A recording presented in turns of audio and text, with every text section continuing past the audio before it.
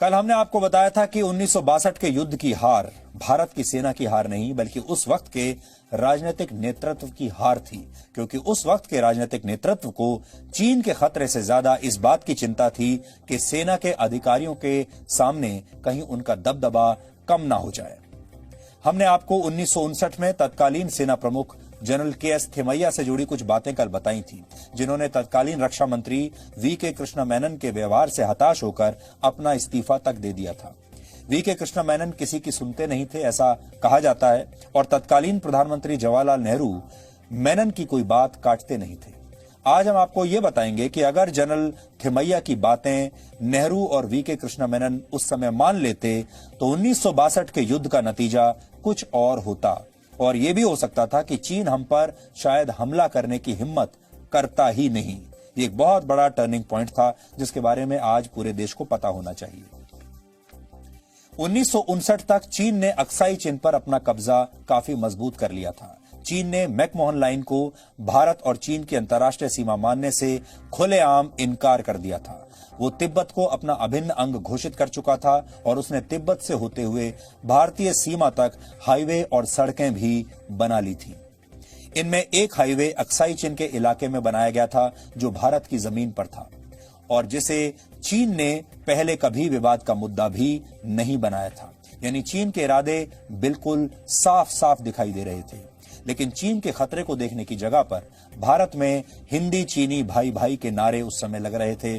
भारत के प्रधानमंत्री जवाहरलाल नेहरू उस समय हिंदी चीनी भाई भाई के नशे में चूर थे। उन्हें सिर्फ हिंदी चीनी भाई भाई के अलावा और कुछ सुनाई नहीं दे रहा था, एक ही नारा उनके कानों में गूंजता था।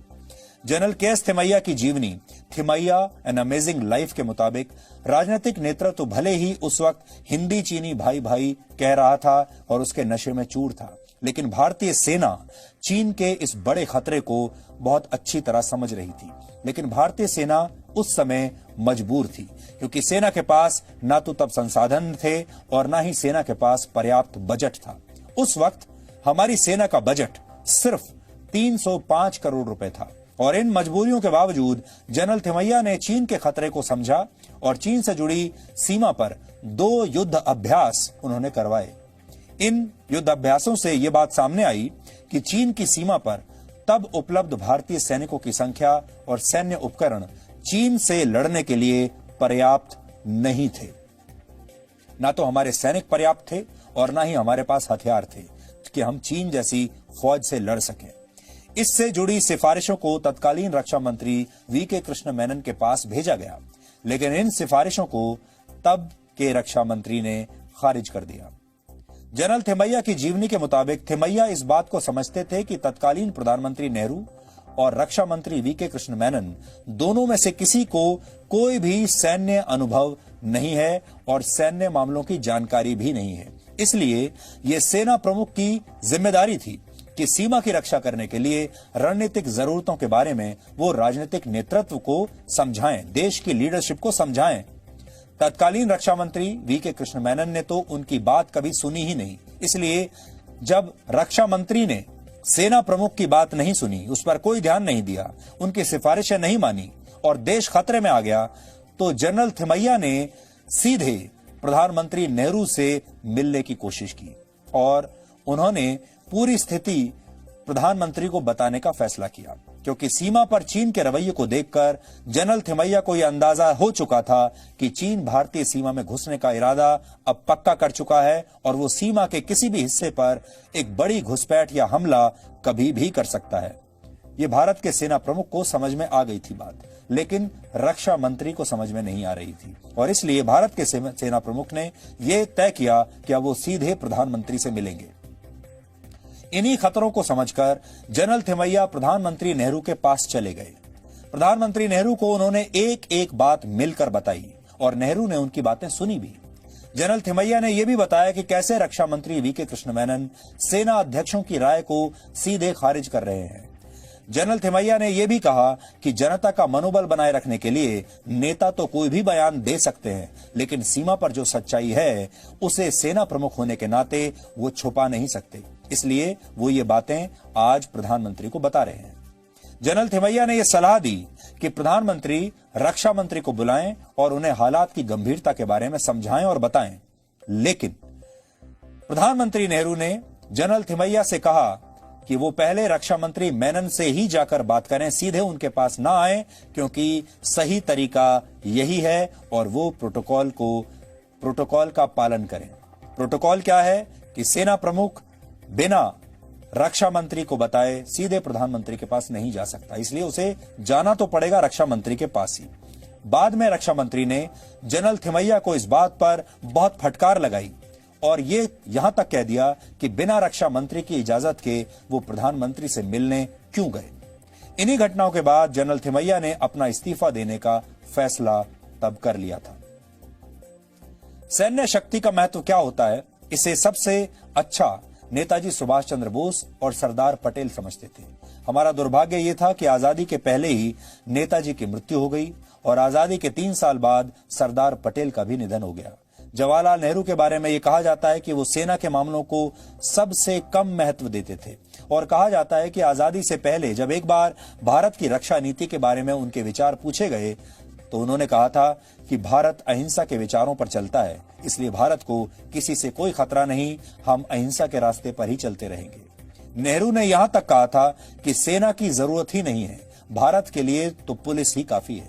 लेकिन आजादी के तुरंत बाद कश्मीर पर पाकिस्तान के हमले और फिर 1962 के युद्ध में चीन से हार ने उनके भ्रम को हमेशा के लिए तोड़ दिया था, लेकिन तब तक बहुत देर हो चुकी थी। इसलिए हम आज आपसे ये कह रहे हैं कि 1962 में अगर सही फैसले लिए गए होते, 1962 से कुछ वर्ष पहले से ही सही फैसले लेने शुरू कर दिए होते, चीन पर हमने अंधविश्वास ना किया होता, हिंदी चीनी भाई भाई के नशे में हम इतने चूर ना रहे होते और हमने उस समय जनरल थिमैया की बात मान ली होती, तो शायद एक संभावना तो यह है कि चीन इतनी हिम्मत ही नहीं करता कि वो हम पर हमला करे, और दूसरा यह है कि अगर हमला हो भी जाता तो हम चीन का मुकाबला और अच्छी तरह से कर सकते थे। मानता हूं कि जब ये 1962 का युद्ध खत्म हुआ तो हमारी संसद में एक विशेष चर्चा सत्र आयोजित हुआ चीन भारत के युद्ध के बारे में। लोकसभा में एक विशेष बैठक बुलाई गई। उस विशेष बैठक में बहुत सारे सांसदों को अपनी बात कहने का मौका दिया गया। सरकार के सारे नेता बैठे, सरकार के सारे मंत्री बैठे और हमारे देश के बहुत सारे, उस समय तो बहुत विद्वान किस्म के लोग पार्लियामेंट में हुआ करते थे। महावीर त्यागी जैसे लोग पार्लियामेंट में हुआ करते थे, प्रकाशवीर शास्त्री जैसे लोग पार्लियामेंट में हुआ करते थे। तो ऐसे लोग थे पार्लियामेंट में, तो उनकी बात तो सरकार को सुननी ही थी। तो इसके लिए एक विशेष चर्चा सत्र आयोजित हुआ। उस चर्चा सत्र में जो भी वक्ता आए, जिन्होंने भी सांसदों ने, खासदारों ने भाषण दिया, सबके भाषण में से एक ध्वनि ऐसी निकलती थी कि ये 72,000 वर्ग मील जमीन हमारी कब वापस आएगी। महावीर त्यागी जी ने जब भाषण अपना दिया, उन्होंने तो बिल्कुल स्पष्ट सरकार को पूछ लिया, प्रधानमंत्री से पूछ लिया कि आप लोगों की गलती से ये 72,000 वर्ग मील जमीन हमारी चीन में चली गई। आप लोगों की गलती से माने आप लोग थे जिन्होंने सेना में ढिलाई की, आप लोग थे जिन्होंने सेना की रसद सामग्री उत्पादन करने वाले केंद्र को बंद करा दिया, आप लोग थे जो विदेशों में घूमते थे, सेना की तैयारी पर आपका कोई ध्यान नहीं था, रक्षा मंत्री थे जो रक्षा का काम कम करते थे, विदेश मंत्रालय का काम ज्यादा करते थे। ये आप ही लोगों की ढिलाई थी, आप ही लोगों की गलतियां थी, जिसकी वजह से चीन को मौका मिला और उन्होंने ये सब किया। तो अब आप हमें ये बताइए कि आप 72,000 वर्ग मील जमीन भारत में वापस कब लाने वाले हैं। तो पंडित नेहरू सुनते सुनते परेशान हो गए थे। ये कई लोगों ने प्रश्न पूछा था। तो पंडित नेहरू खड़े होकर कहने लगे कि अरे क्यों उस जमीन की बात करते हो, वो तो बेकार जमीन थी, बंजर जमीन थी, ऊसर जमीन थी, उस पर तो घास का एक तिनका भी नहीं उगता था, चली गई तो चली जाने दो, अभी उसके लिए क्या रोना। ये पंडित नेहरू ने कहा। इसको मैं बहुत दुर्भाग्यपूर्ण मानता हूं। इस देश का एक प्रधानमंत्री खड़े होकर हिम्मत के साथ अपनी गलती स्वीकार करे संसद में कि हां हमसे गलती हुई। पहली गलती तो यह कि बी.के. कृष्ण मेनन को रक्षा मंत्री बनाया। दूसरी गलती यह कि सेना की रसद सामग्री बनाने वाले उत्पादन केंद्रों को बंद कराया। तीसरी गलती यह कि सेना का रक्षा खर्च लगातार आपने कम कराया। तो कोई खड़े होकर संसद में ईमानदारी से अपनी गलती स्वीकार करे, बजाय उसके पंडित नेहरू ने अपनी गलती को सही साबित करने के लिए एक स्टैंड ले लिया और क्या स्टैंड ले लिया कि वो जमीन चली गई तो चली जाने दो, उसके लिए क्यों माथामारी करते हो? और तर्क क्या उसके लिए कि वो बेकार जमीन थी, बंजर जमीन थी, ऊसर जमीन थी, उस पर घास का एक तिनका भी नहीं उगता था, चली गई तो चली जाने दो। तो महावीर त्यागी बहुत मुंहफट आदमी थे। मुंहफट से मेरा मतलब एकदम बोलने वाले, जो उनके दिल में आया तुरंत बोलना, वो इंतजार नहीं करते थे।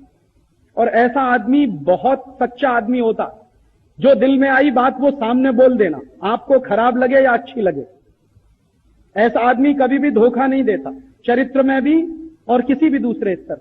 मन में आई, दिल में आई, तुरंत उन्होंने बोल दिया। तो महावीर त्यागी के दिल में आया और खड़े होकर उन्होंने कहा कि अच्छा, अगर वो जमीन बेकार थी, ऊसर थी, बंजर थी, उस पर घास का एक तिनका नहीं उगता था, इसलिए आपने उसे चीन को दे दिया, तो आपके सिर पर तो एक भी बाल नहीं उगता,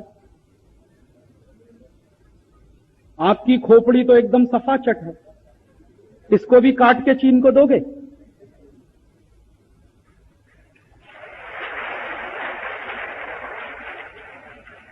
पंडित नेहरू को उम्मीद नहीं थी कि ऐसा जवाब आएगा। और उस समय तक परिस्थिति ऐसी ही थी कि पंडित नेहरू के सिर पर बाल नहीं थे, एक भी सिर करीब करीब उनका गंजा हो चुका था। तो खड़े होकर कह दिया शास्त्री जी ने, वो त्यागी जी ने, कि आपके सिर पर तो एक भी बाल नहीं उगता है, तो इसको भी काट के दे दो चीन, क्योंकि उस जमीन पर घास का तिनका नहीं उगता, आपके सिर पर बाल भी नहीं उगता, दोनों बराबर हैं। तो पंडित नेहरू चुप होकर बैठ गए।